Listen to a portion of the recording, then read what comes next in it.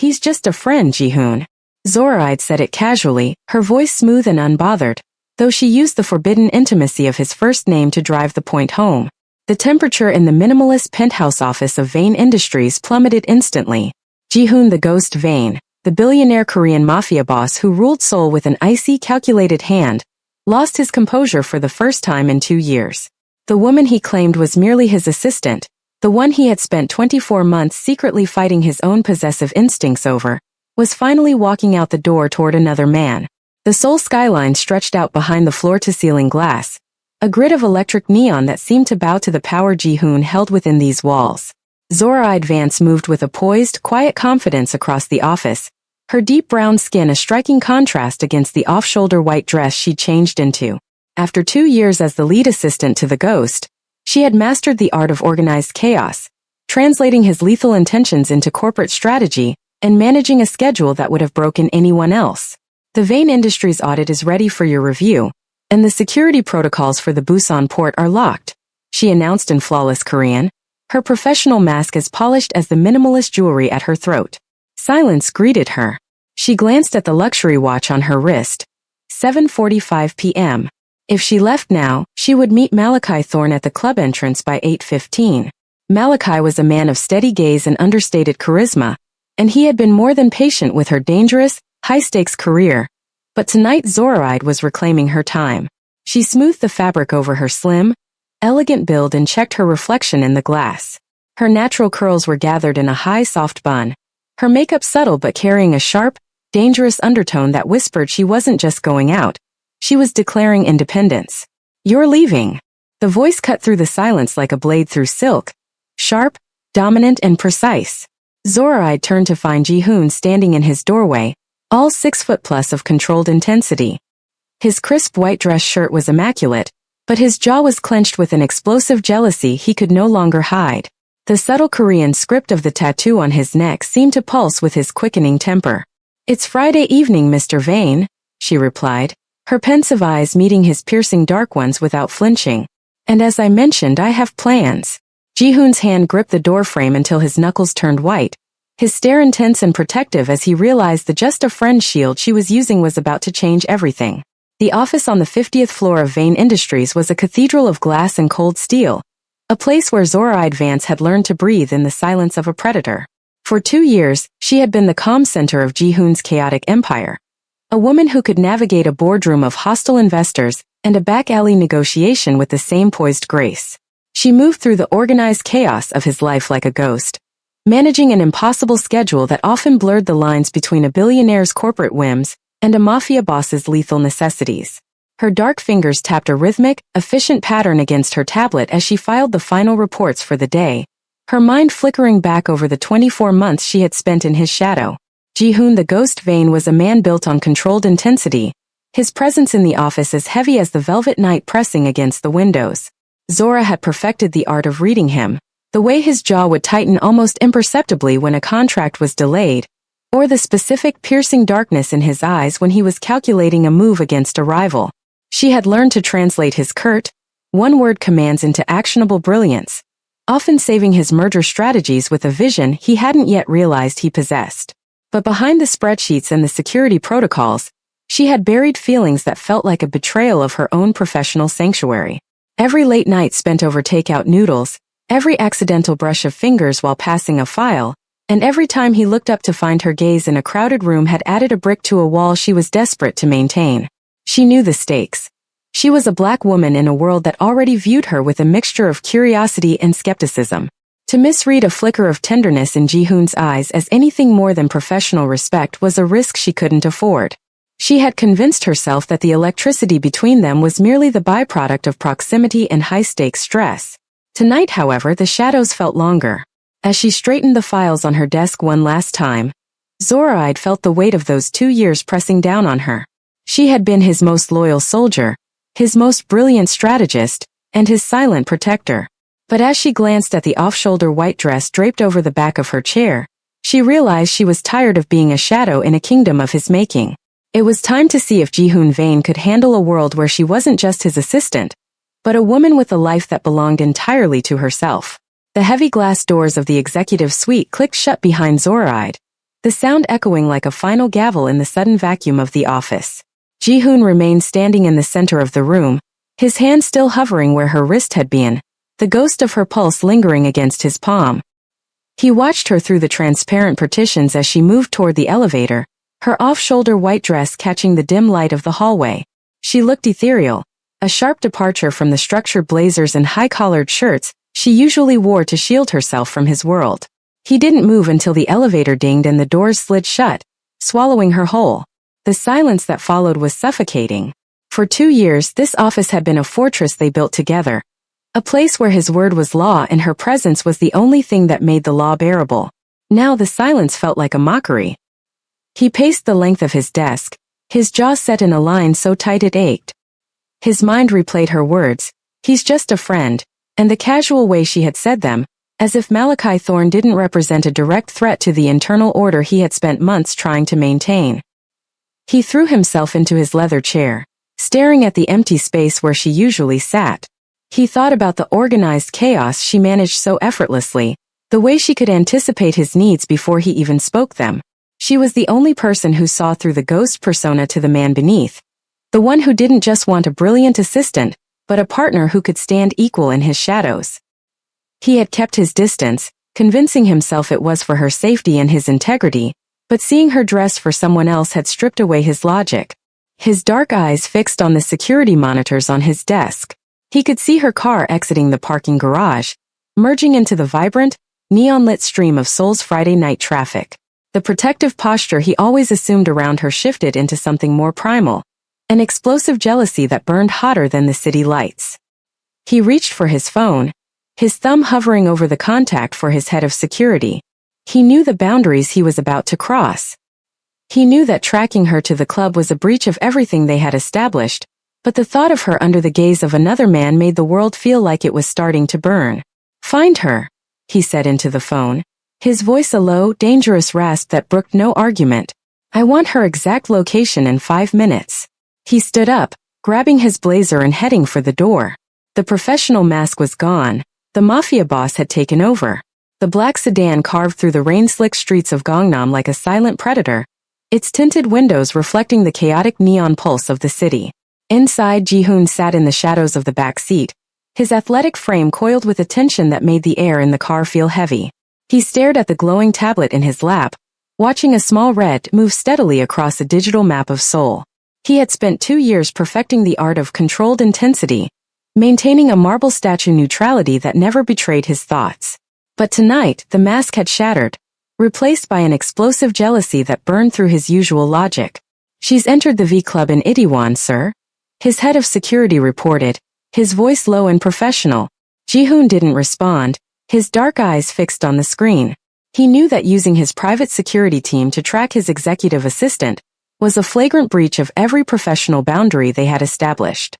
It was a hostile move, a predatory exercise of power he would usually reserve for corporate raiders or rival syndicates. Yet, the thought of Zoraide in that off-shoulder white dress, standing under the gaze of a man who didn't know the difference between her real smile and her professional one, made him want to burn the entire city down. The red dot stopped. She was there. Malachi Thorne, the just a friend who had dared to claim her time, was likely waiting for her inside.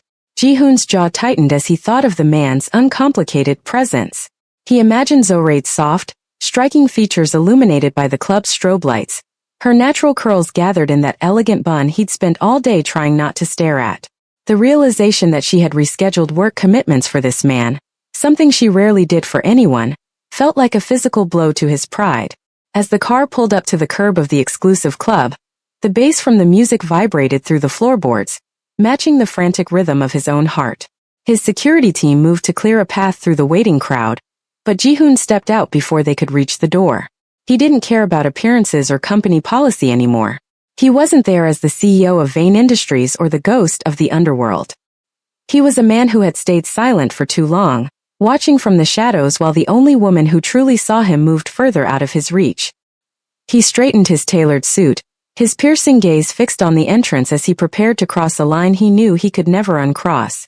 The heavy bass of V Club vibrated through the soles of Ji-hoon's handmade leather shoes, a relentless primal thrum that mirrored the heat blooming beneath his skin. The air inside was a thick cocktail of expensive perfume, sweat, and the electric ozone of strobe lights. As he stepped onto the mezzanine, his presence acted like a cold front, a few patrons near the railing instinctively drawing back from the man whose controlled intensity radiated off him in waves. He didn't look at them. His dark eyes were laser-focused, scanning the shifting sea of bodies for a single flash of white. He found her near the edge of the sunken dance floor. Zoraide was illuminated by a rhythmic pulse of violet and sapphire light, her deep brown skin glowing against the off-shoulder white dress that draped over her slim, elegant build. She looked more vibrant than he had ever seen her in the sterile, fluorescent lighting of the Han Corporation. But it wasn't the dress or the light that made Ji-hoon's jaw tighten until it ached. It was her expression. She was laughing. It wasn't the professional smile she gave to board members or the polite, guarded curve of her lips she offered him during late-night strategy sessions. This was raw and genuine, her head tilted back, her eyes crinkling with a restrained vulnerability that was finally devastatingly coming undone. Beside her stood Malachi Thorne. The man was exactly as the reports had described. Athletic, composed, and wearing a black blazer with a steady, emotionally sincere charisma that Ji-hoon loathed on sight. Malachi reached out, his hand hovering near the small of Zora's back to guide her through the crowd. The gesture was simple, uncomplicated, and laced with a familiarity that felt like a physical strike to Ji-hoon's chest. For 2 years Ji-hoon had stayed silent, telling himself that his distance was a concession to comfort and professionalism. He had convinced himself that she didn't feel the same lightning strikes he did during their accidental touches. But watching her lean into Malachi's space, seeing her find comfort in the arms of a man who didn't understand the organized chaos of her soul, made Ji-hoon's explosive jealousy boil over. The ghost of the underworld was gone, replaced by a man who could no longer stand to be a spectator in his own life. He didn't wait for his security team to follow. He descended the stairs, his piercing dark eyes locked onto the pair as he prepared to reclaim the woman who had been his in every way but the one that truly mattered. The violet strobe lights flickered across the dance floor, but the atmosphere around Zoraide and Malachi didn't just cool, it froze.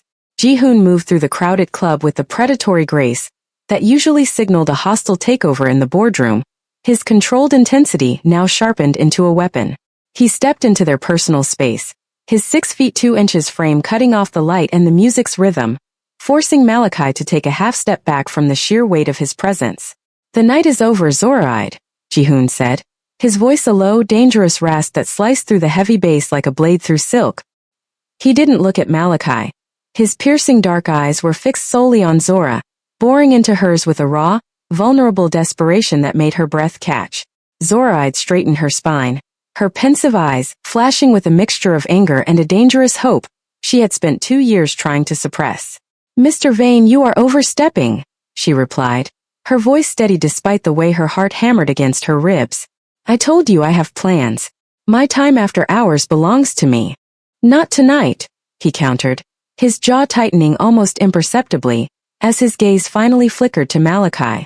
The explosive jealousy he had buried for 24 months flared hot in his chest, making him want to burn the entire neon-lit room to the ground. "I've watched you walk into my office for 18 months, and I've told myself what I feel is impossible." He stepped closer, his hand wrapping around her wrist, not hard enough to hurt, but firm enough to stop her from turning back to the other man. The touch sent a familiar electricity racing up her arm, and for a moment the club and the crowd ceased to exist. The marble statue mask of the CEO had completely fractured, leaving behind a man who looked almost desperate to keep her from walking away. "I can't stand the thought of you with him," he admitted, the confession torn from somewhere deep inside. The room remained cold, and the onlookers whispered as the billionaire Mafia boss publicly claimed the time of the woman he had called just an assistant, but who had always been the only person who truly mattered. The penthouse was silent, the hum of the city below muffled by thick glass, but the atmosphere inside was heavy with the residual heat of their confrontation. Ji-hoon paced the length of the minimalist living room, his immaculate black suit jacket discarded on the sofa and his tie loosened, a rare concession that signaled his internal world was in total disarray. Zoraide stood by the floor-to-ceiling windows, her deep brown skin glowing in the amber light, her off-shoulder white dress a stark reminder of the night she had intended to have. The organized chaos they usually navigated together had been replaced by a raw, unfiltered tension that neither of them knew how to manage. "You tracked me, Ji-hoon," Zoraide said, her voice a low vibration of restrained vulnerability and simmering anger. She turned to face him, her pensive eyes searching his for an explanation that didn't involve the predatory power he usually wielded. You walked into that club and treated me like a piece of property you were reclaiming from a rival. Ji-hoon stopped, his jaw tightening almost imperceptibly as he looked at her. The marble statue mask he had worn for 2 years was gone, replaced by an expression so vulnerable, it made Zoraide's breath catch. I didn't go there as your CEO, he rasped, the words sounding like a confession torn from somewhere deep inside him. He took a step toward her, the space between them crackling with the electricity that had always haunted their late-night strategy sessions. When you said he was just a friend, it was a blade to my heart, Zoraide. He reached out, his thumb tracing the line of her pulse at her wrist, feeling the way her heart raced to match his own. For 2 years I have told myself that what I feel is impossible and inconvenient, but watching you laugh with a man who doesn't know you, who doesn't know the difference between your professional smile and the real one, made me want to burn the entire city down. He looked down at her, his piercing dark eyes filled with a raw emotion she had never imagined he could feel. You aren't just my assistant. You are the only person who sees through all my defenses to whoever I am underneath. Zoraide stared at him, her defenses crumbling as she realized the just a friend shield she had used to protect herself had been the very thing that finally broke him. The silence in the penthouse stretched, heavy with the weight of everything they had never said, until Zoraide finally pulled her wrist from his grasp. The electricity of his touch still hummed against her skin, but she stepped back, needing the physical distance to find her voice again. She looked at Ji-hoon, seeing the vulnerability in the man who usually ruled the underworld as the ghost, and realized that while his confession had shattered the marble statue mask, it hadn't removed the danger inherent in their world. You say you love me, Ji-hoon, but we have to be realistic about what that means, she began, her voice gaining the quiet confidence she had cultivated over 2 years. She moved toward the window, looking out at the city that viewed him as a god and her as a shadow. I am a black woman in corporate Korea. I already stand out in every room I enter, and if we cross this line, people will whisper. They will say I didn't earn my place, that I am just another concession to your whims. She turned back to him, her pensive eyes searching his. I need to be undeniably good at what I do, not because of you but for me. If I am to be with you, it cannot be as your assistant. I cannot have my career tied to your commands or your explosive jealousy. The power imbalance between a CEO and his assistant was a blade that could cut both ways, and Zoraide refused to be the one who bled out professionally. Ji-hoon watched her, his piercing dark eyes tracking her every movement with a controlled intensity that was now tempered by respect. I understand, he rasped, his jaw tightening as he processed her words. I don't want to own you, Zoraide. I want to protect your autonomy, as much as I want to protect you. Then we need a pact, she said firmly, her restrained vulnerability giving way to the poised, intelligent strategist he had come to rely on. A safety pact. We establish my credibility independently of this office. I need to know that if we build something real, it's built on a foundation of respect and integrity, not professional obligation. She looked at him, a secret smile playing at her lips despite the gravity of the moment.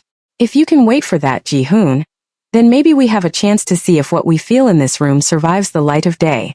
Ji-hoon stood in the center of the penthouse, his gaze fixed on Zoraide with a controlled intensity that had shifted from possessive to profoundly respectful. He reached for a leather-bound folder on the mahogany side table, his piercing dark eyes never leaving hers as he moved back into her personal space.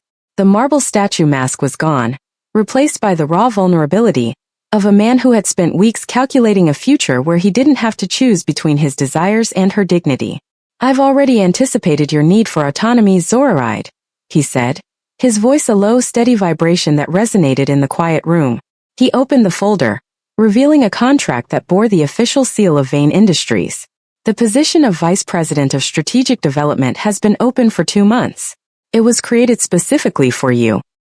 He watched her closely, his jaw tightening almost imperceptibly, as he waited for her reaction. He explained that as a VP, she would no longer report to him as his assistant. Instead, she would report directly to the board of directors. This puts you on equal footing with the other executives, he noted, his tone carrying a dry humor that softened the gravity of the offer. Your compensation will triple, and your authority will be undeniably your own. I want you to have the power to challenge me in the boardroom, just as you do in this office. Zoraide looked down at the document, her pensive eyes scanning the terms that outlined a future of respect and integrity. She felt a warm unfurl in her chest, realizing that even in his explosive jealousy, Ji-hoon had been meticulously planning for her career and her agency. He had recognized the power imbalance and had moved to dismantle it before she even had to ask. I was going to offer this to you on Monday regardless of what happened tonight, he admitted, his intense stare revealing the depth of his commitment. I need to know that if you choose to be with me, it's because you want to, not because you're tangled up in professional obligations. Zoraide looked up, meeting his gaze with a quiet confidence. The executive pivot was more than a promotion. It was the foundation of the equality she required to survive the organized chaos of his world. The 3-month countdown had felt like an eternity, yet as Zoraide stood before the full-length mirror in her apartment, she realized every day of professional distance had been a necessary brick in the foundation of her new life. As the vice president of strategic development, she had solidified her credibility, commanding the boardroom with a quiet confidence that silenced the skeptics and proved she was undeniably good on her own merit. No longer a shadow in the corner office, she was a woman who had reclaimed her autonomy. And tonight, the safety pact they had forged would finally give way to something real. A soft chime signaled Ji-hoon's arrival. When she opened the door, she found him standing there, his athletic build framed by the hallway light. He wasn't wearing his usual tailored suit or the crisp white dress shirt of a CEO.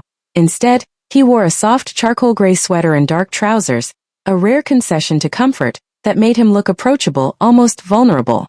His piercing dark eyes swept over her with an intensity that made her breath catch.